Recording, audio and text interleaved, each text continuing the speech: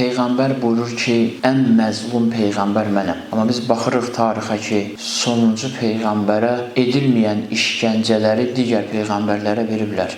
Zəkəriya Peyğəmbəri ərrə ilə doğrayıblar. Yəhya Peyğəmbərin başını arxadan kəsiblər. Yusuf Peyğəmbəri quyuya atıblar. Ondan sonra şər böhtan atıblar. Onu qul kimi bazarda satıblar. Amma buyurur ki, ən məzlum Peyğəmbər mənəm. Və buyurur, mənə olunan zülm heç bir Peyğəmbər olmadı. Ona görə bu mövzundan istəyirəm ki, insanlar məzlumiyyəti yalnız işgəncələrdən ibarət bilsələr, qətildən ibarət bilsələr, Peyğəmbərləri və imamları, rəhbərləri həyatda yaşayarkən onların məzlumiyyətlərini anlamasalar, o Peyğəmbər məzlum olaraq, o imam məzlum olaraq qalacaq. Maraqlı budur ki, insanlar qılınclarla doğranan imama daha çox yanırlar, amma həmin imam xəlifə olanda ona yana bilmirlər.